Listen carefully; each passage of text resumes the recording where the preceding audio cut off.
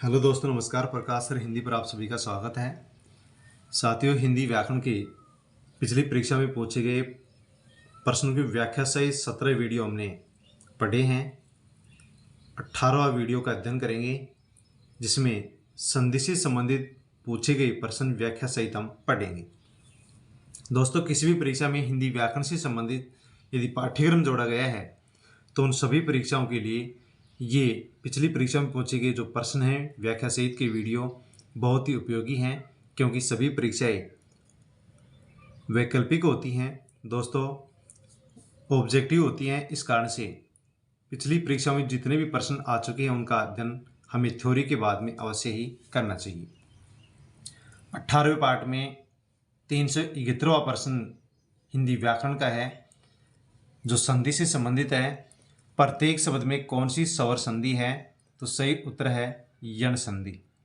प्रत्येक शब्द में यण संधि स्वर संधि है। यण संधि यदि ई उ और री के बाद कोई भिन्न स्वर आए तो ई का य, उ का व और री का र हो जाता है। जैसे यदि धनपि, यद्यपि, अतिधन आवश्यक, अत्यावश्यक, अनुधन आई, अनुव्यय। तो प्रत्येक में यण स्वर संधि है। यण स्वर संधि जब ई के आगे कोई इनसे अलावा भिन्न स्वर आ जाए तो ई का ये बन जाता है। उ से आगे भिन्न स्वर आ जाता है तो उ का वह बन जाता है। और री से आगे कोई भिन्न वर्ण आ जाए तो री का रे बन जाता है, जिसके नीचे हलंत का प्रयोग किया जाता है। 372वां प्रश्न है, अन्वय शब्द का संधि विच्छेद होगा? तो सही विकल्प है बी, अनुधन आई। अन्वय शब्द का संधि विच्छेद अनुधन आई है। अन्वय शब्द में यण संधि है। यण संधि में यदि ई उ और री के बाद कोई भी भिन्न स्वर आ जाए तो ई का य, उ का व और री का र हो जाता है। जैसे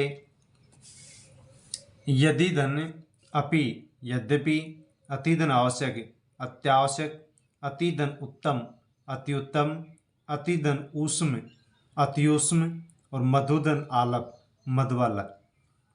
मधुधन आलप, मधुवालय।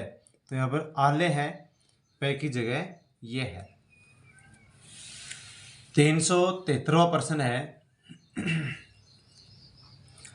निम्नलिखित में से वर्धी संधि का उदाहरण कौन सा नहीं है?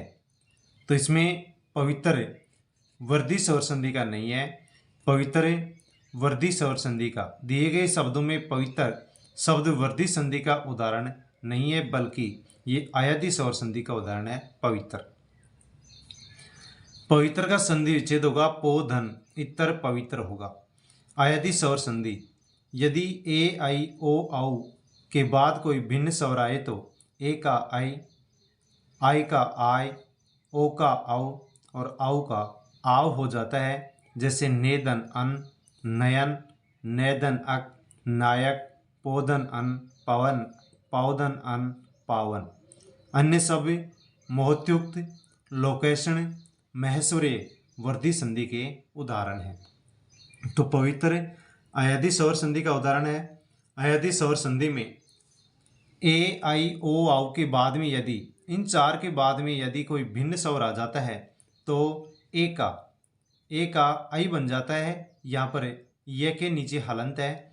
आई का आय बन जाता है, ओ का औ बन जाता है और औ का आओ बन जाता है।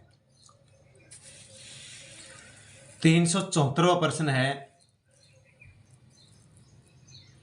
दिग्गज का संधि विच्छेद क्या होगा? तो सही विकल्प है डी, दिक् धन गज।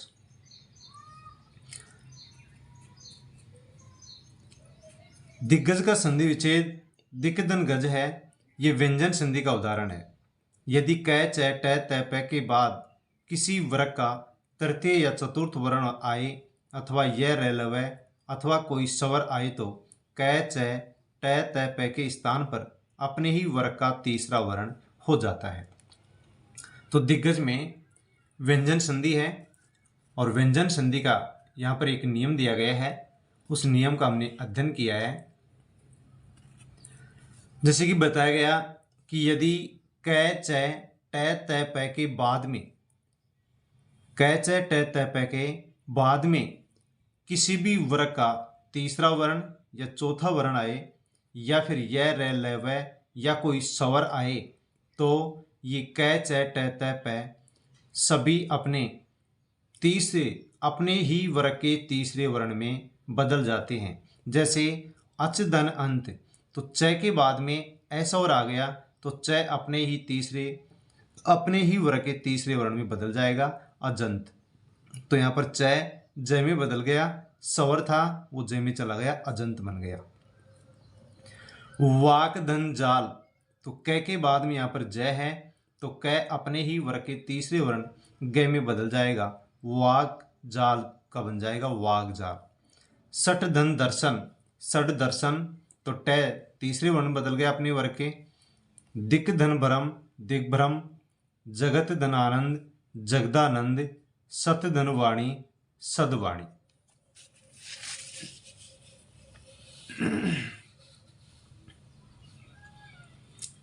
375वां प्रश्न है, संवाद का संधि विच्छेद क्या होगा? सही विकल्प है बी, समधन वाद। संवाद का संधि विच्छेद समधन वाद होगा।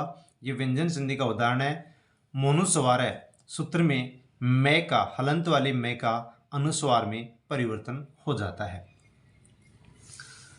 376वां प्रश्न है, स्वर संधि के कितने भेद होते हैं? तो स्वर संधि के 5 भेद होते हैं। केवल स्वर वर्णों के मेल से बनने वाली संधि को स्वर संधि कहते हैं। स्वर संधि के 5 भेद होते हैं जो निम्नलिखित हैं: दीर्घ स्वर संधि, गुण स्वर संधि, वृद्धि स्वर संधि, यण स्वर संधि, अयादि स्वर संधि। यदि स्वर से स्वर का मेल होता है तो स्वर संधि बनती है। और स्वर संधि के 5 भेद होते हैं: दीर्घ, गुण, वृद्धि, यण और अयादि स्वर संधि। अगला प्रश्न है, गायन का संधि विच्छेद होगा? तो सही विकल्प है डी, गय धन अन। गायन का संधि विच्छेद गय धन अन है। यह अयादि स्वर संधि का उदाहरण है। यदि ए आई ओ औ के बाद कोई भिन्न स्वर आए तो ए का आई का आय, ओ का आव तथा औ का आव हो जाता है। इसके उदाहरण इस प्रकार से हैं: नेदन अन नयन, पोदन अन पवन, नैदन अक नायक और पावधन अक पावक। अयादि स्वर संधि में ए आई ओ औ के बाद में यदि इनसे अलावा कोई भिन्न स्वर आ गया तो ए का आई बन जाता है, आई का आय बन जाता है, ओ का औ बन जाता है और औ का आव बन जाता है। 378वां प्रश्न है, कविस्वर शब्द का सटीक संधि विच्छेद होगा? तो सही विकल्प है डी, कवि धन ईश्वर। कविस्वर शब्द का सटीक संधि विच्छेद कवि धन ईश्वर है। ये दीर्घ संधि का उदाहरण है। यदि ए आ, ई उ और री के बाद वे ही ह्रस्व या दीर्घ स्वर आए तो दोनों मिलकर क्रमशः दीर्घ यानी आ, ई, उ और री हो जाते हैं। जैसे गिरी धन ईस, गिरीश। तो दीर्घ स्वर संधि में जब ह्रस्व और दीर्घ ए आ मिलते हैं तो आ बन जाता है, ई मिलते हैं तो ई बन जाता है और उ मिलते हैं आपस में तो उ बन जाता है। उसे ही दीर्घ स्वर संधि कहते हैं। 379वां प्रश्न है, सचिवालय शब्द में कौन सा संधि है? कौन सी संधि है? ए स्वर है। सचिवालय शब्द में स्वर संधि है। ये दीर्घ स्वर संधि के अंतर्गत आता है। इसका संधि विच्छेद होगा सचिव धन आलय। यदि ए आ, ई उ और री के बाद वे स्वर या दीर्घ स्वर आए तो दोनों मिलकर आ, ई, उ और री हो जाता है। तो दीर्घ स्वर संधि में ह्रस्व दीर्घ मिलकर के दीर्घ हो जाते हैं। 380वां प्रश्न है, जगदीश का संधि विच्छेद होगा? सही विकल्प है ए, जगत धन ईश। जगदीश का संधि विच्छेद जगत धन ईश होगा। ये व्यंजन संधि का उदाहरण है। यदि कै च ट त प के बाद किसी वर्ग का तृतीय या चतुर्थ तीसरा और चौथा वर्ण आए, या फिर यह रे लव में से कोई सा वर्ण आए, या फिर कोई स्वर आए, स्वरों में कोई वर्ण आए, तो कै च ट त प के स्थान से अपने ही वर्ग का तीसरा वर्ण हो जाता है, जैसे दिक धन गज, दिग्गज। तो जगदीश में व्यंजन संधि है जिसका एक नियम है कि कै च ट त प के बाद में किसी भी वर्ग का तीसरा चौथा वर्ण या य र ल व या कोई भी स्वर आ जाता है तो ये अपने ही वर्ग के तीसरे वर्ण में बदल जाते हैं, जैसे कै ग में बदल जाता है, च ज में, ट ड में, त द में और प ब में बदल जाता है। 381वां प्रश्न है, इनमें से कौन सा संधि शब्द सही है? सही है ए ग्रीष्म धन ऋतु, ग्रीष्म ऋतु। ग्रीष्म धन ऋतु, ग्रीष्म ऋतु शब्द संधि शब्द सही है, ये गुण स्वर संधि का उदाहरण है। 382वां प्रश्न है, उच्छिष्ट शब्द का सही संधि विच्छेद होगा? तो सही विकल्प है ए उत्धन शिष्ट। उच्छिष्ट शब्द का सही संधि विच्छेद उत्धन शिष्ट होगा। ये व्यंजन संधि विच्छेद का उदाहरण है। यदि तय द के बाद स हो तो तय या द का च और स का छ हो जाता है, जैसे उत्धन श्वास, उच्छ्वास। तो दोस्तों उच्छिष्ट व्यंजन संधि का उदाहरण है और व्यंजन संधि का एक नियम है कि तय और द के बाद में, तय द के बाद में यदि स हो तो तय या द तो बदल जाते हैं च में और स बदल जाता है छ में। जिस प्रकार से हमने यहाँ पर देखा उत्धन श्वास, तो तय के बाद में यहाँ पर, तय के बाद में यहाँ पर स आया है तो तय तो बदल जाएगा च में, तय तो बदल जाएगा च में और स बदल जाएगा छ छत्ता में, छ में। तो बन गया उत्धन श्वास, उच्छ्वास। अगला प्रश्न है 383वां, निम्नलिखित में व्यंजन संधि का उदाहरण नहीं है। तो इसमें उदाहरण पूछा गया है, व्यंजन संधि का नहीं है। इस प्रकार के प्रश्न शब्द शुद्धि में भी दोस्तों बहुत ज़्यादा पूछे जाते हैं। तो इसमें व्यंजन संधि का उदाहरण यहाँ पर डी पुरस्कार नहीं है। वाण्मय, उच्छृंखल और सृष्टि व्यंजन संधि के उदाहरण है। पुरस्कार व्यंजन संधि का उदाहरण नहीं है, बल्कि यह विसर्ग संधि का उदाहरण है। यदि विसर्ग के बाद क ख प फ आता है तो विसर्ग में कोई परिवर्तन नहीं होता है, परंतु कुछ शब्दों में विसर्ग का स हो जाता है, जैसे मनः धन कामना, मनोकामना शेष व्यंजन संधि का उदाहरण है। तो अन्य जो शब्द हैं वो व्यंजन संधि के उदाहरण है, लेकिन पुरस्कार है ये विसर्ग संधि का उदाहरण है, जिसका विच्छेद बनेगा पुरह धन कार, रह के बाद में विसर्ग आएगा, पुरह धन कार पुरस्कार।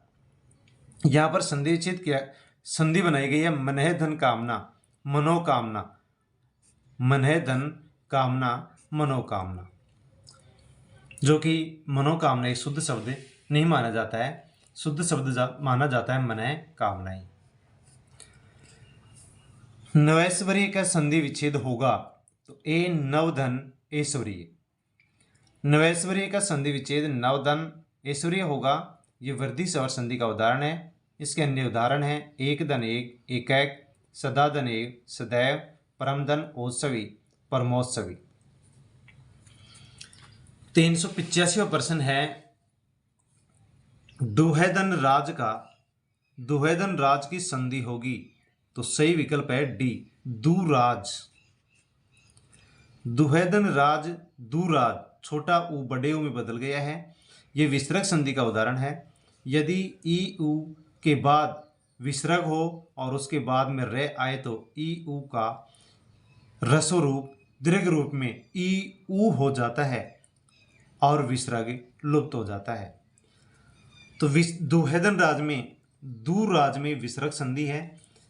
विसर्ग संधि का एक नियम है कि यदि छोटी ई और छोटा ऊ, यानी छोटी ई और छोटा ऊ के बाद में यदि विसर्ग है और उसके बाद में रे आ रहा है तो वहाँ पर विसर्ग का तो लोप हो जाता है, लेकिन जो ह्रस्व छोटी ई और छोटा ऊ है ये अपने दीर्घ रूप में बदल जाते हैं। जैसे निहेदन रव, तो विसर्ग के पहले ह्रस्व ई है, छोटी ई है और उसके आगे र है, तो विसर्ग का तो लोप हो जाएगा, लेकिन जो ह्रस्व जो ई है वो दीर्घ ई में बदल जाएगी। निहेदन रव नीरव, निहेदन रस नीरस, निहेदन रोग नीरोग, तो यहाँ पर छोटी नी बड़ी नी में बदल गई है और विसर्ग का लोप हो गया है। ये इसलिए हुआ है कि विसर्ग संधि का नियम है कि ई ऊ के बाद में यदि विसर्ग है और आगे र है तो विसर्ग का लोप हो जाता है और ह्रस्व ई ऊ दीर्घ ई और ऊ में बदल जाते हैं।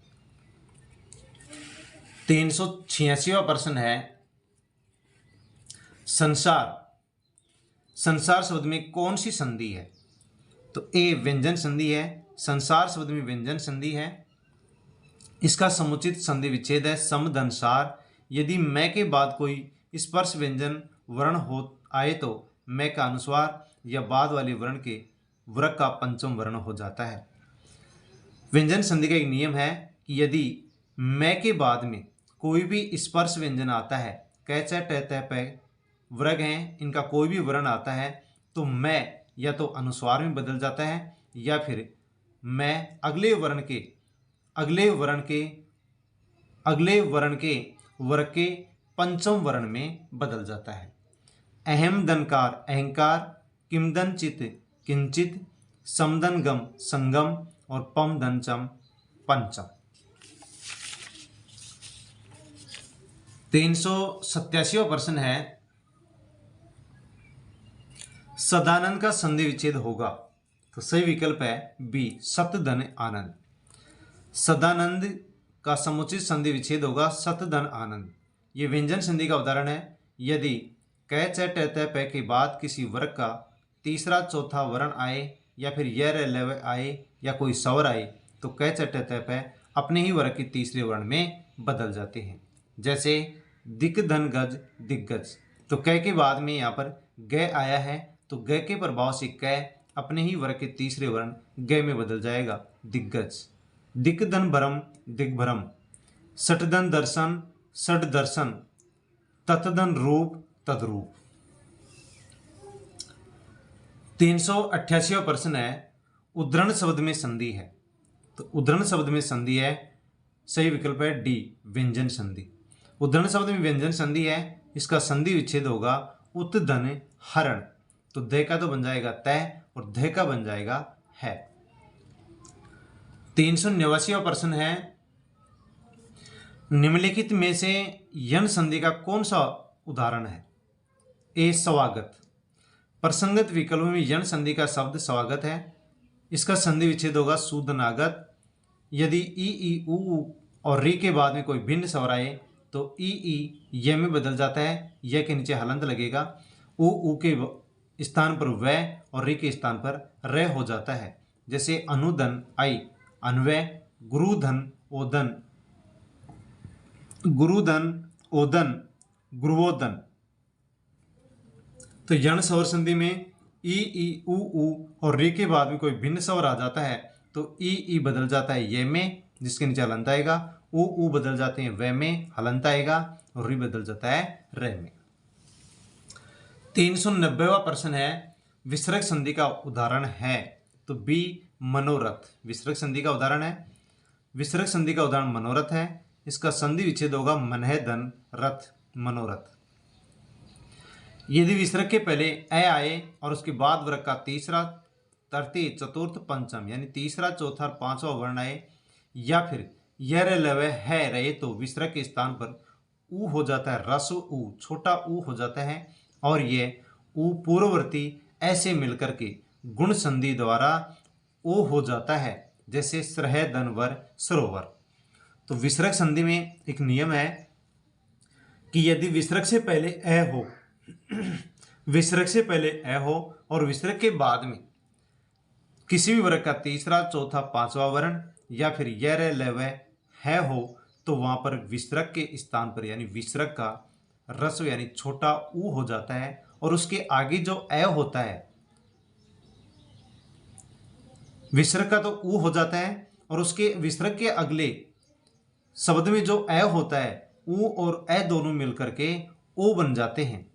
तो यह विसर्ग संधि का उदाहरण सरहदनवर सरोवर। 391वां प्रश्न है, महेश्वरी में कौन सी संधि है? तो डी वृद्धि स्वर संधि है। महेश्वर में वृद्धि स्वर संधि है। इसका संधि विच्छेद होगा महाधन ऐश्वरी। यदि ए आ के बाद ए आई आए तो दोनों के स्थान पर आई बन जाता है।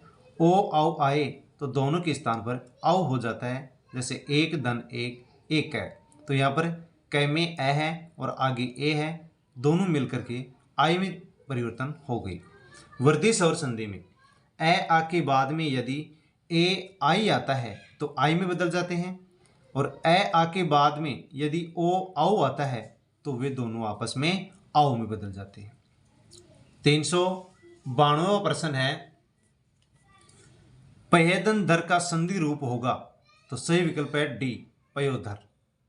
पयेदन धर का संधि विच्छेद पयोधर होगा। नियम है, यदि विसर्ग के पहले ए आए और उसके बाद में किसी वर्ग का तृतीय चतुर्थ या पंचम यानी तीसरा चौथा और पांचवा वर्ग आए या फिर यह रह लवे है रहे तो विसर्ग का ऊ हो जाता है, और ये ऊ पूर्ववर्ती ऐसे मिलकर के गुण संधि द्वारा ओ में ओ हो जाता है, जैसे मनैदन रथ मनोरथ।